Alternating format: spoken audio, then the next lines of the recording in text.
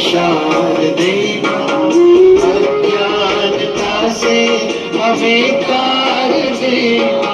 हे शारदे माँ, हे शारदे माँ, अज्ञानता से हमें तार दे। हे शारदे माँ।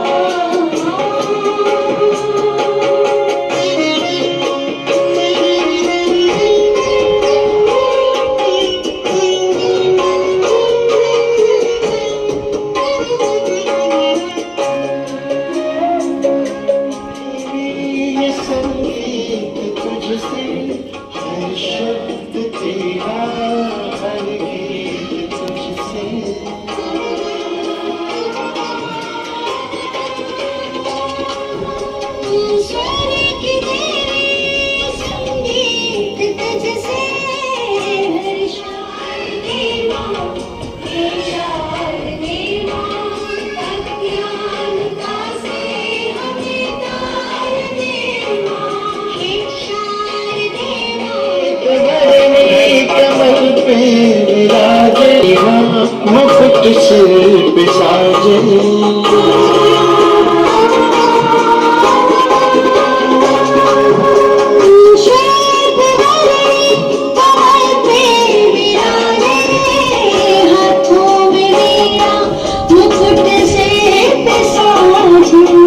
से हमारे मिटा दे अंधेरा, हमको उजाला का परिवार दे माँ। मन से हमारे हमको उजाला का परिवार दे माँ। हे शारदे माँ, हे शारदे माँ, चली बारात, कस्तूरी की चली बारात, और जोर से बच्चों, की चली बारात, हुई बताशों की बरसात, हुई बताशों की बरसात, हुई बताशों की बरसात, हुई बताशों की बरसात। बैगन की गाड़ी के ऊपर, बैगन की गाड़ी के ऊपर बैठे कद्दू राजा, बैठे कद्दू राजा।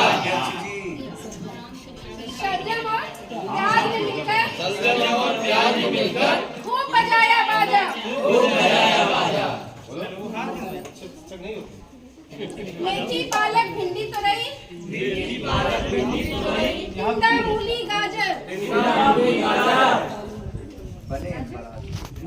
बने बाराती नाच रहे थे, बने बाराती नाच रहे थे, आलू मटर टमाटर, आलू मटर टमाटर, कद्दू जी हंसते मुस्काते, कद्दू जी हंसते मुस्काते, लौकी दुल्हन लाए, लौकी दुल्हन लाए, कटहल और करेले ने, कटहल और करेले ने चाट पकौड़ी खाए, चाट पकौड़ी खाए।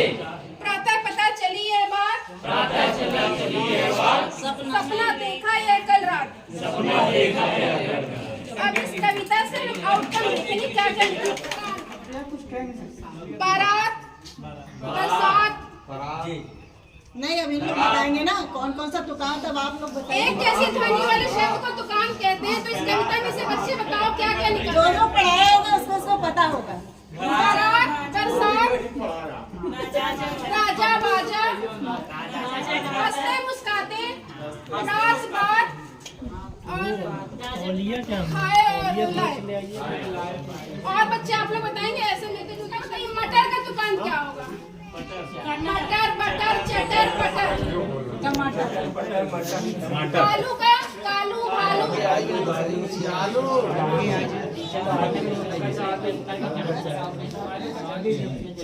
दूसरा है बच्चे इससे काउंटिंग सीखेंगे। इस कविता में कितने सब्जियां आई हैं ये बताइए, कौन बच्चा बताएगा। 10 सब्जी, 12 सब्जी, 13 सब्जी,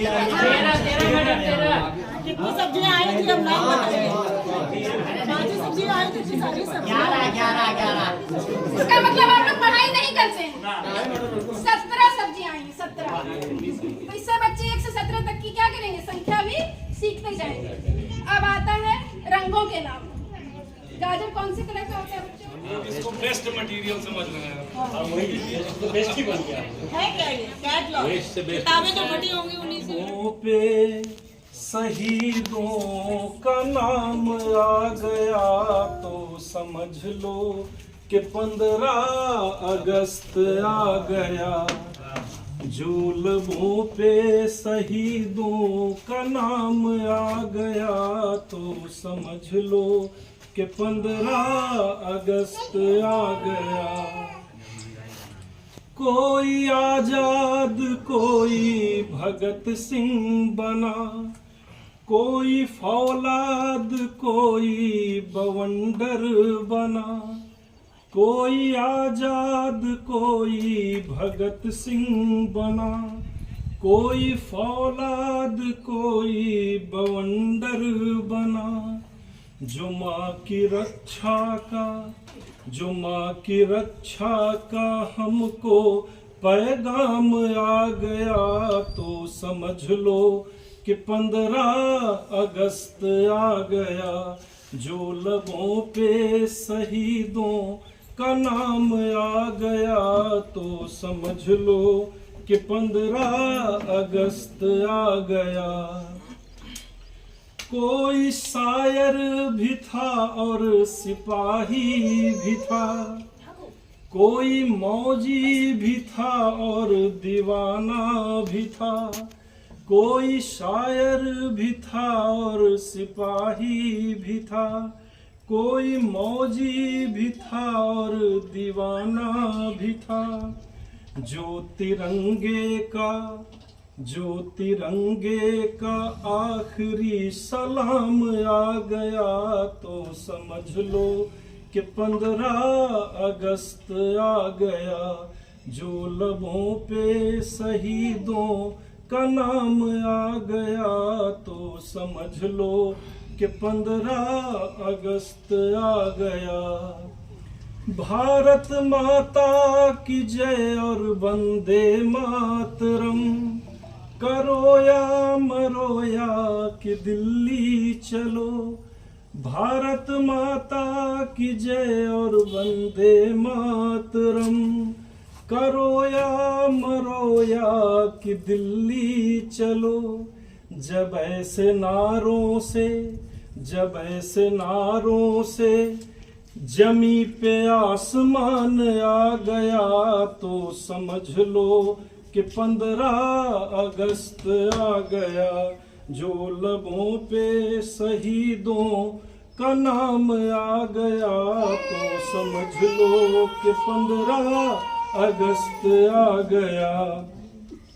शक्ति का स्रोत हो तुम, पौरुषवान हो, देश की माटी के तुम अमर लाल हो।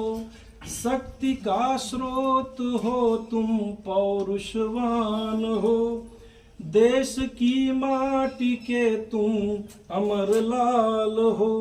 जो तन मन धन से माँ के काम आ गया, तो समझ लो कि 15 अगस्त आ गया। जो लबों पे शहीदों का नाम आ गया, तो समझ लो कि 15 अगस्त आ गया, तो समझ लो। पहले अपने और अपनी टीम की तरफ से आप सभी का एक बार पुनः स्वागत करते हैं। और शिक्षक संकुल बैठक के उद्देश्य में सबसे पहली बड़ी चीज़ है जो बताया जाता है आपको 10 पॉइंट टूल किट बताया गया है कई बार। तो यहाँ पर उपस्थित हेडमास्टर के द्वारा कोई भी हेडमास्टर बता दें शिक्षक संकुल के जो मीटिंग में बताए गए हैं 10 पॉइंट टूल किट्स क्या क्या हैं, कोई बता सकते हैं? हेडमास्टर के लिए प्रमुख है, कई बार चर्चा की जा चुकी है, अभी टार की मीटिंग में भी बताया गया था और सब चीजें आप लोग अपने स्कूल में करते भी हैं और एक तरफा बातें नहीं होनी चाहिए, कुछ आप कहें कुछ हम कहें।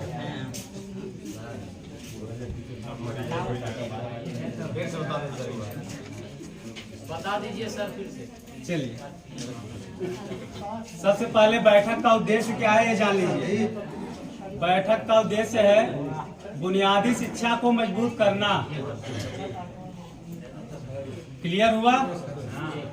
हमारी जो बैठक होती है, बैठक का सबसे मुख्य जो एजेंडा यानी उद्देश्य है वो है बच्चों की बुनियादी शिक्षा को मजबूत करना। उसके लिए हमारे सरकार द्वारा, शासन द्वारा चलाया जा रहा है क्या इसमें निपुण लक्ष्य चलाया जा रहा है ना, और सभी के विद्यालय में चल रहा है निपुण लक्ष्य से सभी अवगत होंगे। अब इसके लिए पहले 10 पॉइंट टूल किट्स थे, अब उसी को थोड़ा शार्ट कट करके 5 पॉइंट टूल किट बना दिया गया है।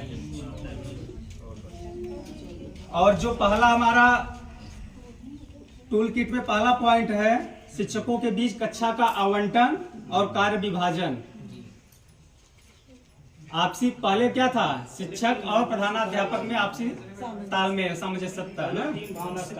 हाँ, तो प्रत्येक विद्यालय में कक्षा कार्य का आवंटन ये सभी जगह हो गया होगा, इसमें कोई नई चीजें नहीं है, लेकिन ये सब चीजें नोटिस रहनी चाहिए हमेशा कि हमें क्या क्या चीजें हैं, कार्य योजना सबके विद्यालय में बनी हुई है।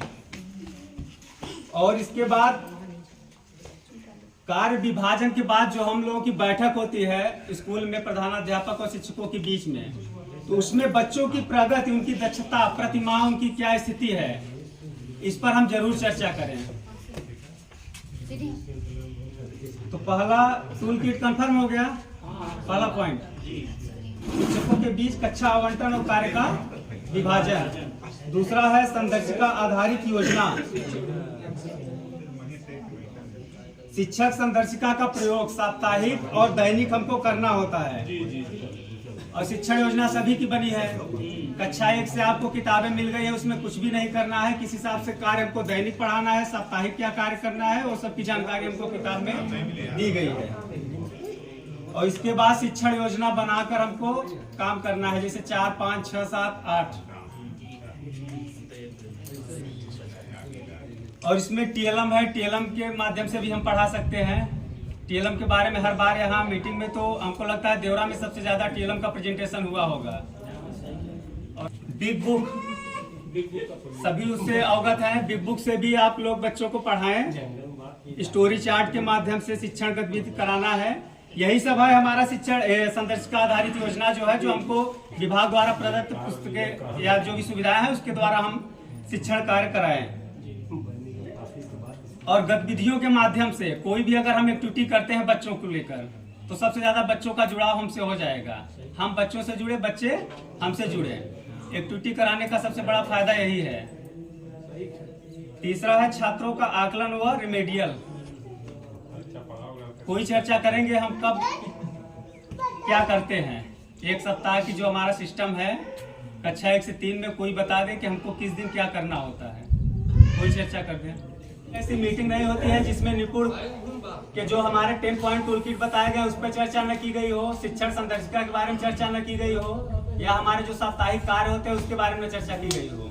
अगर कोई स्कूल में जाके अगर पूछ लेगा, अगर वहाँ न बता पाएंगे तो सबसे ज्यादा दोषी तो हम लोग हो जाएंगे कि आप लोग मीटिंग क्या कराते हैं। तो अगर किसी की कोई समस्या है, एनी टाइम हम कभी भी आज तक अपने देवरा संकुल को निराश नहीं किए हैं। चाहे जो भी क्वेश्चन पूछे हों उसका आंसर मिला है, चाहे अपने स्तर से मिला हो, चाहे आगे ऊपर से मिला हो। तो अगर कोई भी जानकारियां अधूरी है अभी, तो आप बात रख सकते हैं अपनी। और चौथा पॉइंट है हमारा समुदाय सहभागिता एवं अभिभावक के साथ संपर्क। तो टाइम एंड मोशन के तहत हमको जो टाइम नहीं मिल पाता उसका हम उपयोग कैसे करेंगे। जैसे हम विद्यालय में जो भी हमारे कार्यक्रम होते हैं, रैली वगैरह निकालते हैं, तो 4 मिनट का टाइम हमको मिल जाता है। तो हम जो हमारे बच्चे नहीं आ रहे हैं उनके अभिभावक की एक सूची बना ले, तो उनसे हम मिल सकते हैं, बात कर सकते हैं। फोन करने का तो मान लीजिए एक सीधा सा रास्ता है कि हम घर पे बात स्कूल से ही फोन कर लेते हैं। बाकी रैली के दौरान पहला, दूसरा, अगर मान लीजिए किसी के विद्यालय में अच्छी चीजें जैसे नुक्कड़ नाटक वगैरह है, किसी योजना में आप जैसे बहुत से कार्यक्रम चलते रहते हैं, तो नुक्कड़ नाटक का प्रयोग आप कर सकते हैं इन सब चीज के लिए। और इसके बाद एसएमसी की बैठक हर विद्यालय में और माह के पहले बुधवार को जरूर करवाएं। अगर जहां एसएमसी बैठक नहीं हो पा रही है, वहां जान लीजिए कि अभिभावक से जो संपर्क का मतलब महत्व है, वो चीजें हम लोग खो दे रहे हैं। इसी बैठक में जितना हम अभिभावक को प्रेरित कर ले जाएंगे वो हमारे लिए प्लस पॉइंट रहेगा। सरकार द्वारा जितनी भी योजनाएं चल रही हैं उनको सब योजनाओं से हम अवगत कराएं। और जो भी हमारे बच्चे जैसे निपुण है, कक्षा 1 का बच्चा है, अगर मान लीजिए एक ही बच्चा अगर निपुण है, उसको हम खड़े करके बोल देंगे बेटा अगर किताब पढ़िए। निपुण का मतलब यही है कि बच्चा किताब पढ़ ले जा रहा है। अगर कक्षा 1 का बच्चा अभिभावक के सामने अगर किताब पढ़ के सुना दिया तो जिनका बच्चा है वो तो खुश हो जाएंगे, और जिनका बच्चा नहीं वो सोचेंगे कि यार इनका बच्चा देखिए कि 1 में है लेकिन किताब पढ़ ले रहा है। इसका मतलब है कि गार्जियन भी ध्यान दे रहे हैं, बच्चा भी तेज है, स्कूल में पढ़ाई में कोई प्रॉब्लम नहीं है। तो यहाँ भी अभिभावक मोटिवेट होंगे। ये भी हमारा अच्छा माध्यम है कि हम उनको मोटिवेट कर सकते हैं अभिभावक से संपर्क करके एसएमसी बैठक में। तो एसएमसी बैठक जरूर करवाएं। और इसके बाद लास्ट है शिक्षक विद्यार्थी आत्मीय संबंध। हमें सभी बच्चों की मैपिंग करनी है। सभी बच्चों की मैपिंग तभी कर पाएंगे जब हम सभी बच्चों से मिलेंगे। मिलने का एक सबसे बड़ा है एक्टिविटी। इससे सरल आसान रास्ता कुछ भी नहीं है। हम गतिविधि कराएंगे, जैसे अभी कद्दू जी की चली बारात कराएंगे गतिविधि। इसमें बहुत सी चीजें हैं जो सभी बच्चे जानते हैं, क्योंकि इनमें उनके मतलब की वातावरणीय चीजें काफी जुड़ी हुई हैं। तो जैसे बैगन है, टमाटर है, गाजर है, इस सब चीज के बारे में जानते हैं। अब जैसे कह दिया जाए कद्दू जी की चली बारात, पूरा हो जाए कहानी। अगर पूछ ले कि किसकी बारात चली तो बच्चा बता सकता है कद्दू जी की बारात चली।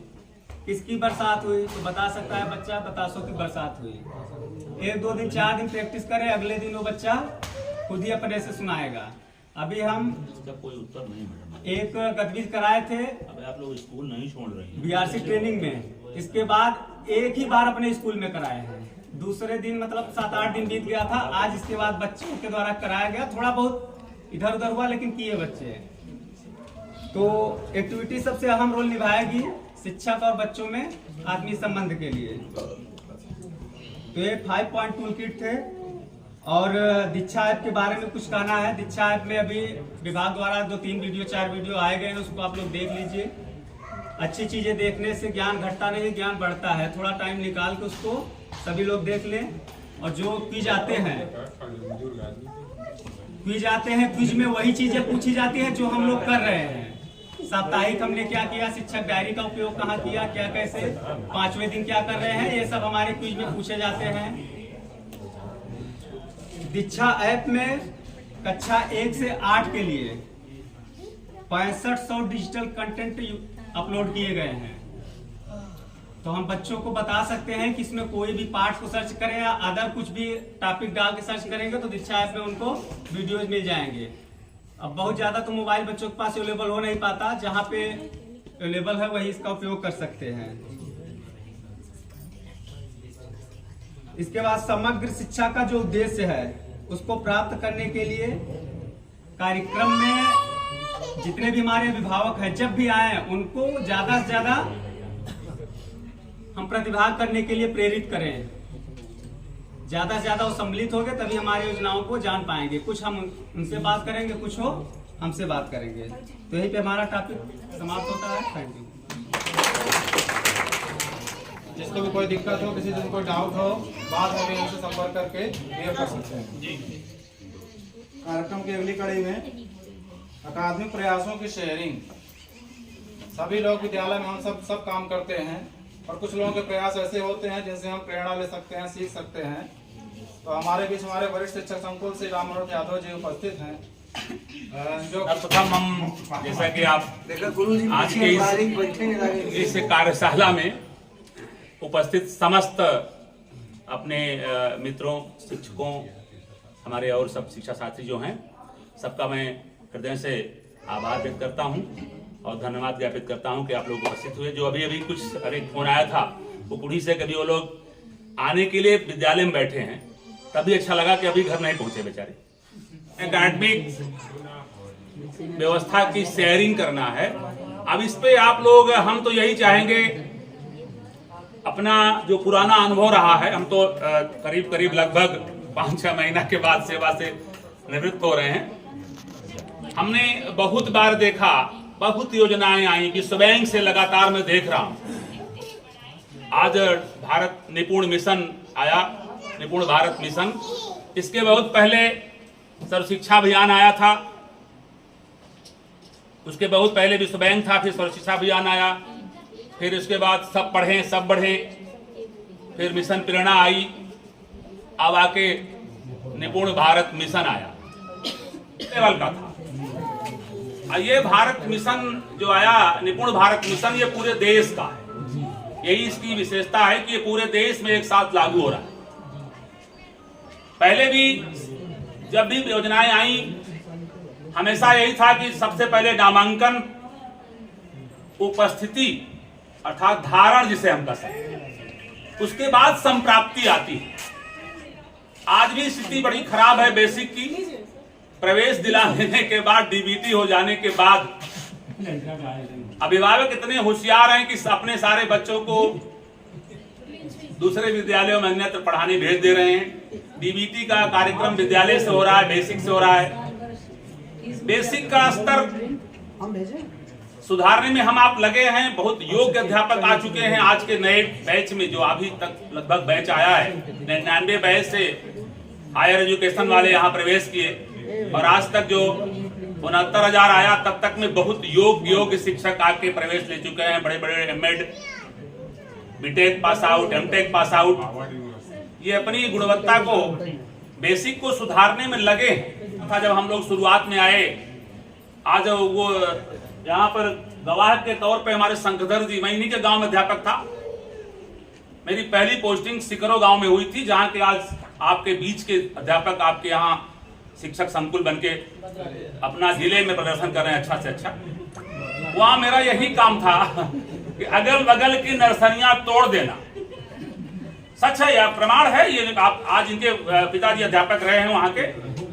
मैं क्षेत्रीय नर्सरियां टूट चुकी थी मेरे उस समय के कार्यकाल में, और कक्षा 5 तक के बच्चों को, कक्षा 5 के बच्चों को लगभग टेंस का जानकारी हो चुकी थी। ये जमाना था, उस जमाने के हम लोग इतने ललक थी पढ़ाने को। और यहां से कोराव साइकिलिंग किया करता था। आज तो आप लोगों के बीच में कभी मोटरसाइकिल से भी जा रहा हूं, हालांकि फिर से मैं साइकिल पे जाना चाह रहा हूं लौट के। अंत भी करूं तो उसी स्थान से करूं जहां से चला हूं। लेकिन फिर भी आज की तारीख से, उस जमाने में साइकिल से कोराव जाया करता था और वहीं रहता था। रह के आप वहां आज भी हर गांव में लगभग, यदि शायद नाम पूछा जाए तो लोग बता देंगे कहाँ एक अध्यापक आया था। हमारे बीच में विष्णुदेव जी तिवारी आपके बीच में बैठे हैं। उस समय के हम लोगों के ग्रुप रहे होंगे और पूरा टीम था कुराओं के से। लगभग जो कुछ लोग आए हैं, बबू विश्वकर्मा जी आए हैं कुराओं से लौट के। विशेषकर हम अपने न्याय पंचायत में 2 ही लोग, हमारे तिवारी जी और हम।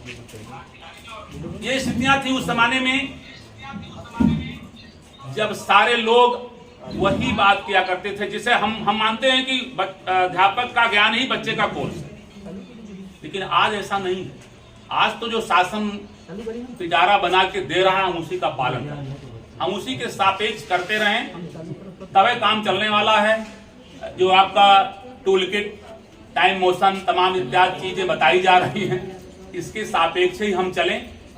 और निश्चित तौर पे अगर अभिभावक अगर बीच में हमारे संपर्क बढ़िया रहेंगे, उनकी अगर उनके मन में रहेगा कि हमारे बच्चे पर ध्यान दिया जाता है, हमारे विद्यालय में हमारे बच्चे का सम्मान है, मान है, तो निश्चित तौर पे अगर आपके विद्यालय से हटाएगा नहीं, लगातार अगर बच्चा विद्यालय में धारण अपना उपस्थिति देता रहा आएगा, तो वो संप्राप्ति को पाने में कोई देर नहीं लगेगी। हम आप मिशन जो चल रहा है, निपुण मिशन, उसमें सफल हो सकते हैं। हमारी इच्छा यही है कि जो भी चीजें आपके बीच में लाई जा रही हैं, जो भी यहाँ बताया जाता है, उस पर अमल करें और अमल के साथ अपने अपने विद्यालय में उसको लागू करें, तभी यह संभव है। क्योंकि 100 दिन बचे हैं, 90% निपुणता बाकी रह गई है, बचे हैं हमारे पास केवल लगभग 110 दिन। 31 दिसंबर को हमें निपुण बनाना है। इस संकल्प के साथ अगर हम जुड़ेंगे, एक कोई नोडल, कक्षा 1 का नोडल, 2 का नोडल या 3 का नोडल, अथवा हमारा प्रिंसिपल या हेडमास्टर जो चाहे अकेला कुछ नहीं कर सकता। जब तक हम समूह में एकजुट होके आपसी तालमेल के साथ प्रयास नहीं करेंगे, सफलता आना संभव नहीं। तो मुझे लगता है कि सारे लोग टीम भावना से काम करें, और यही मेरे तरफ से इच्छा भी है कि आप देवरा न्याय पंचायत, जो एक जमाना था कि शायद पूरे देवरा न्याय पंचायत के 40 विद्यालयों का प्रभार मेरे ऊपर था, आज 5 लोग हम लोग उसको देख रहे हैं। सारे लोग मेरे निवेदन को स्वीकार करें और डट जाएं, लग जाएं। अब केवल 100 दिन में 90% चीज बाकी है अभी पूरा करने के लिए। मेरे हिसाब से बचे हैं 100 दिन, 90% निपुणता बाकी रह गई है। 40 बच्चे मेरे यहाँ 1 से लेकर 3 तक में हैं और कुल मिला के संभवतः 10 बच्चे से ज्यादा या 5 बच्चे निपुण दिखाए जा रहे हैं। तो ये कैसे हो सकता है? 40 बच्चे निपुण होने हैं, अब बचा है समय 100 दिन। तो बनाना है तो करना पड़ेगा ना सर, ऐसे केवल कथनी से नहीं होगा, करने से होगा। तो कोशिश करिए। इसी बात के साथ हम अपना, ये शायद हो सकता है कि निवेदन हर बार करते रहेंगे आपसे इसी बात के लिए, और प्रयास करिए कि 100 दिन में आपका पूरा हो जाए। धन्यवाद। निर्धारण निर्माण आधारशिला क्रियान्वयन संदर्शिका से तत्कालीन शिक्षण योजना का पठन एवं चर्चा पर प्रस्तुतिकरण है श्रीमती शालिनी मैडम। प्रयास किया है। ये रीचा मैडम ने बड़ी मेहनत से अपना पहली बार प्रयास किया है। जैसे बच्चे थोड़ा सा एक्टिव मतलब होकर के पढ़े, इसमें देखिए आज फिर बड़ा आ है वो ई छोटी बड़ी, ऐसे करके मैंने इसमें हर मतलब शब्द लिख लिए हैं उनके बच्चों को पढ़ाने के लिए। जैसे ब्लैक बोर्ड के नीचे मैंने लगा दिया, तो अगर वो पढ़ते हैं 10 बार भी अगर उच्चारण करते हैं तो हमें लगता है कि कुछ तो वो अभ्यास करते करते कुछ सीख जाएंगे। इसी के लिए मैंने ये बनाया। और ये मैंने सब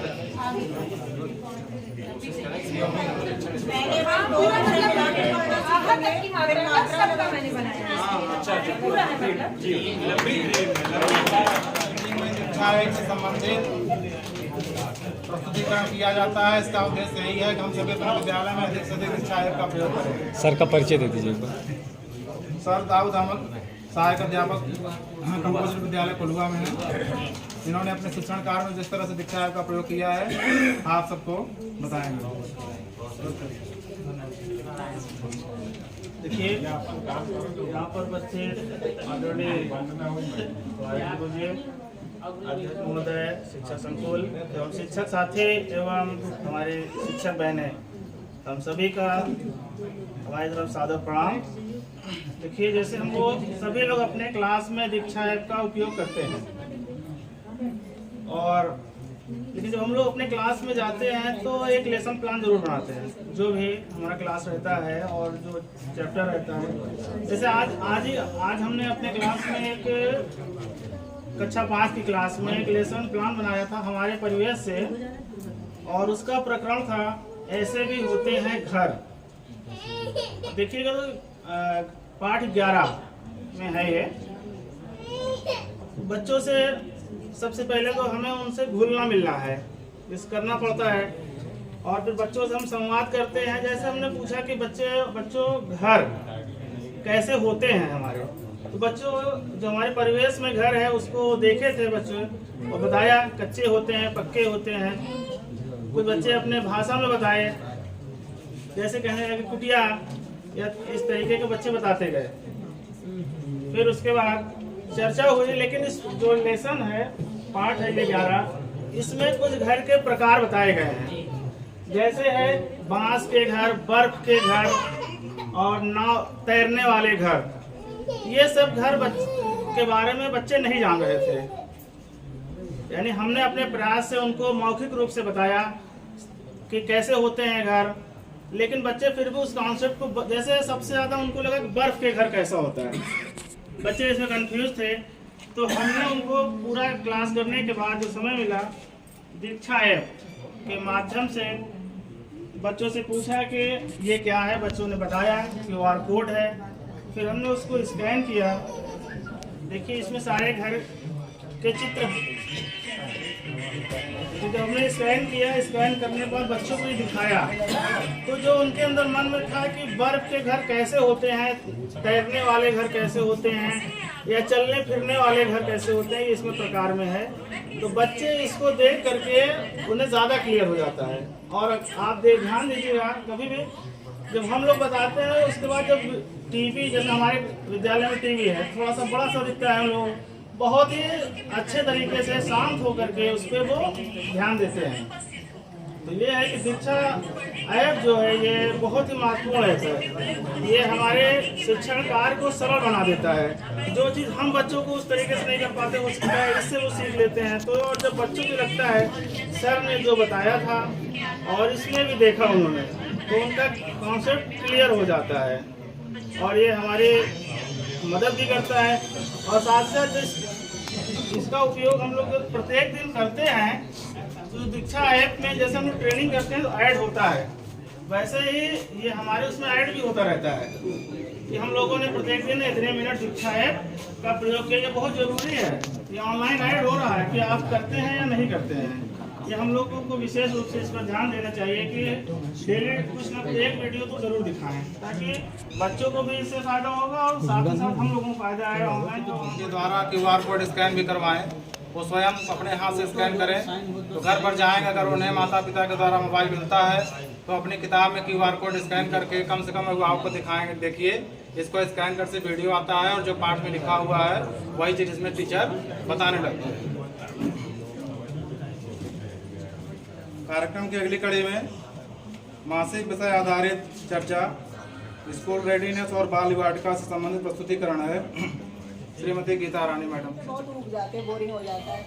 यहाँ दे देते हैं हमको, इसमें बच्चे खेलते भी है, सरकाते भी है और इसको हम प्रैक्टिस वर्क इन लोग को दे देते हैं। कॉपी में जैसे हमने कहा बताओ 7 और 2 कितना हुआ, तो इसमें ये 7 और 2 यहाँ पास में ले आते हैं सरकाएंगे 7 और इसको ये 2, 7 और 2 कितना हुआ, तो यहाँ पर 9 आ जाता है। तो बच्चा फटाफट देखता है अपना आंसर कॉपी में, इसमें आगे लिखता जाता है। फिर ऐसे इसमें 5 और 3, तो ये 5 ले आएगा और ये नीचे 5 और ये इसके बाद ये 5 के नीचे 3 ले आएगा, तो कितना ऐड होता है 8 होता है। तो फटाफट ऐसे करता है, इसमें मिलाता जाता है और इसमें जोड़ के उसका आंसर लिखता जाता है। अब 4 और 4 कितना हुआ 8। इसमें अब जितने भी आप मिलाएंगे नंबर सबका योग 8 ही आएगा। अब इसमें हमने अगर 4 और 2 किया तो 6 आएगा, 3 2 किया तो 5 आएगा। तो ऐसे यहाँ बच्चा सवाल बताओ 3 और 2 कितना हुआ, फटाक से बताता है 5। इससे बच्चे प्रैक्टिस करते करते बहुत जल्दी सीख जाते हैं, मुंह जबानी बताने लगते हैं।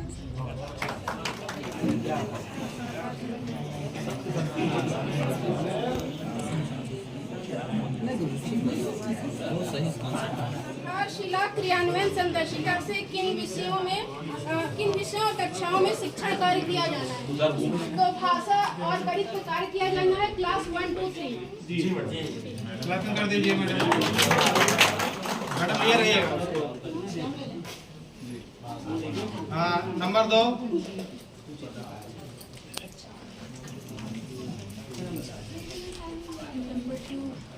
ये क्वेश्चन है कविता पोस्टर की संख्या कितनी है जी? 5 है।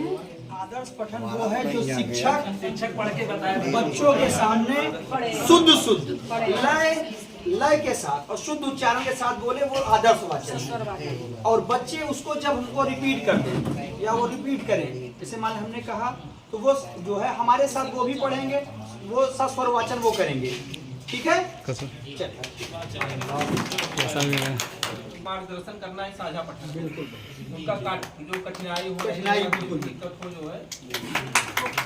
ये प्रश्न है लोगोग्राफिक पठन क्या है। तो लोगोग्राफिक पठन ये टीचिंग की वो मेथोडोलॉजी है जिसमें आप फिगर दिखा के बच्चों को पढ़ाते हैं। जैसे इसके लिए बिग बुक दी गई है, ये इसी लोगोग्राफिक पठन के लिए ही दी गई है कि आप फिगर दिखाइए, कविता पढ़ाइए या कुछ भी सिखाइए। क्या सिखा रहे हैं तो कमल दिखाइए। तो यही है लोगोग्राफिक पठन के लिए। ये प्रश्न है सर कि आधारशिला क्रियान्वयन संदर्शिका 2023-24 में शिक्षण कार्य को कितने सप्ताह में विभाजित किया गया है।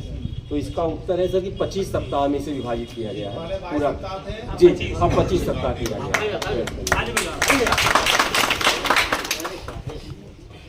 भाषा शिक्षण में सावधिक पुनरावृत्ति किस किस सप्ताह में किया जाना है। तो सप्ताह 13 और 21 में।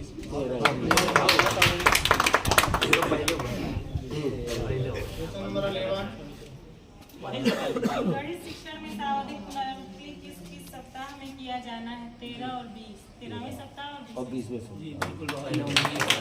पुस्तक का प्रयोग भाषा शिक्षण में किस किस सालांश में किया जाता है? रही है पाठ पुस्तक का प्रयोग भाषा शिक्षण में प्रथम 4 दिन प्रथम कालांश में किया जाता है। सबसे पहले अगर किसी भी बच्चे को कुछ सिखाना है तो उसके अंदर जिज्ञासा पैदा करना जरूरी होता है।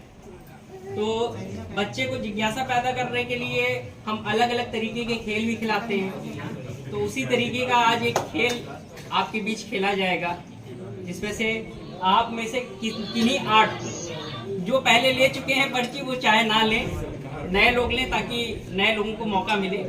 8 पर्चियां हैं ये, और इसमें कुछ जिज्ञासा छिपी हुई है, उनकी कल्पनाएं बाहर आएंगी इन पर्चियों से। तो मैं चाहूंगा कि जो लोग नहीं लिए हों वो थोड़ा हाथ अपना ऊपर कर ले ताकि मुझे पानी पेट भर बेफड़े कर लूं तर मुंह से फिर फेंकूं हवा ठंडा हो जाए। तो इसका आशय तो हम भी यही समझते हैं कि कूलर ही है, वही पानी से पेट भरता है और हवा। ये बच्चों की कल्पना शक्ति का विकास है, ये उनकी जिज्ञासाओं को एक तरीके से बढ़ा रहा है। तो बिल्कुल बहुत अच्छे से बैठ जाए। अगला, सबसे छोटी जीव कहलाऊं घर घर में पाई जाऊं, मीठा मेरा प्रिय आहार मेहनत करना मेरा चींटी। ये जितनी भी पहेलियां हैं ये छोटे बच्चों के स्तर, मैंने बड़े लोगों के स्तर की बनाई है। बिल्कुल छोटा स्तर कक्षा 1 का बच्चा भी बता पाए, इसको मैंने इस तरीके से तैयार किया है। तो लगभग सभी को समझ में आ रहा होगा कि किस तरीके से जिज्ञासा, उनको भी दिमाग में आएगा कि मीठा किसको पसंद है, कौन ज्यादा मेहनत करता है, उन्होंने ये चीज देखा है तो उनको पता चल रहा है।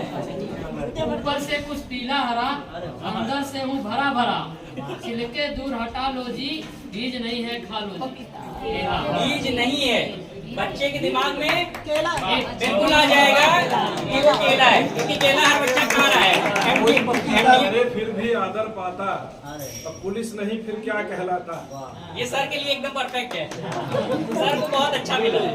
तो फिर से पढ़िए, मारे फिर भी आदर पाता, पुलिस नहीं फिर क्या कहलाता। तो इसमें आप ही हैं, हम ही आप हैं, और माता पिता हैं जो बच्चे को आवश्यकता के अनुसार थोड़ा सा काट से या बल प्रयोग से। सर के लिए थोड़ा तालियां हो जाएं। ये थोड़ा सा अलग चीज था। थोड़ा थोड़ा खिसके 24 घंटे करे काम, करे नहीं तनिक आराम। हाँ, बहुत इजी है, बच्चों से जुड़ के चलेंगे तो बच्चों को भी मजा आएगा। और अगर 4 अक्षर का मेरा नाम, खबरें लाना मेरा काम, रोज सवेरे घर पर आता, बाल कहानी कविता लाता, अखबार। बिल्कुल। और लास्ट, गलती मैं खूब मिटाती, घिसते घिसते खुद घिस जाती, बच्चों की मैं पक्की मित्र, मीठा मीठा बनवाती चित्र। सब जिज्ञासु भी होंगे कि किस तरीके से किसी भी शब्द के बारे में किस तरीके से पहेली हो सकती है, ये उनकी जिज्ञासा बनी और उसी से उनका निदान। ऊपर का भाग, नीचे का भाग हर कहा जाता है। और जब उसको जोड़ना होता है तो क्या करते हैं, हर को बराबर करके और अंश को जोड़ देते हैं। हर को बराबर कर लेते हैं और अंश को बोलेंगे तब फिर मजा आएगा। हर को बराबर करके अंश को जोड़ देते हैं। और जब भिन्न के घटाव में जाते हैं तब क्या करते हैं, फिर हम हर को बराबर करते हैं और अंश को एक दूसरे से घटा देते हैं। जब गुणा में जाते हैं तो क्या करते हैं, अंश का अंश में गुणा हो जाता है और हर का हर में गुणा हो जाता है। फिर ये नीचे वाला भाग खाली है। जब भाग में जाते हैं तो क्या करते हैं कि जोड़ में हमने जोड़ा, जोड़ में हमने घटाव में हमने घटाया, गुणा में हमने गुणा किया। तो फिर भाग में हम भाग क्यों नहीं करते। जैसे प्रश्न है 6/8 में 3/2 से भाग देना है, 6/8 में 3/2 से भाग देना है। अब अगर हम अंश का अंश भाग करें, 6 में 3 से भाग दें तो क्या आएगा? 2 आएगा। और 8 में 2 से भाग देंगे तो क्या आएगा? 4 आएगा। अब आप लोग अपने तरीके से करके बताइए क्या उत्तर गलत है? सही है। कुछ हो कागज पेन कर लीजिए। हम लोग आंख बंद करके विश्वास करते हैं।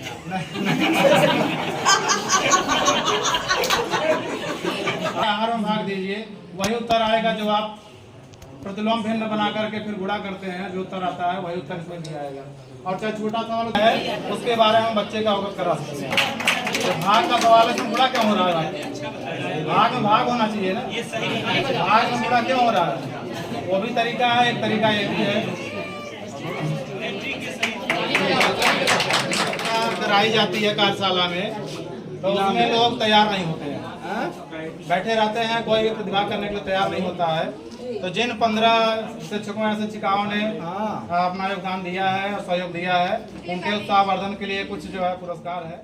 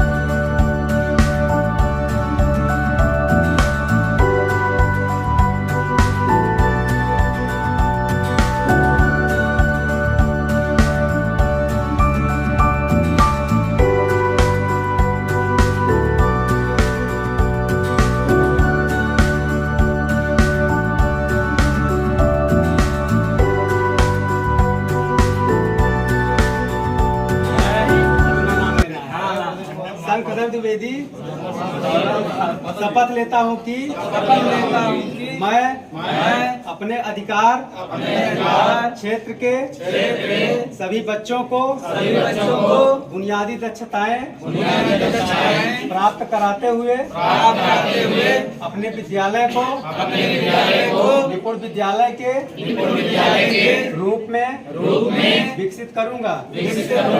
मैं अपने स्कूल को निपुण स्कूल के रूप में विकसित करने के लिए समर्पित भाव। जय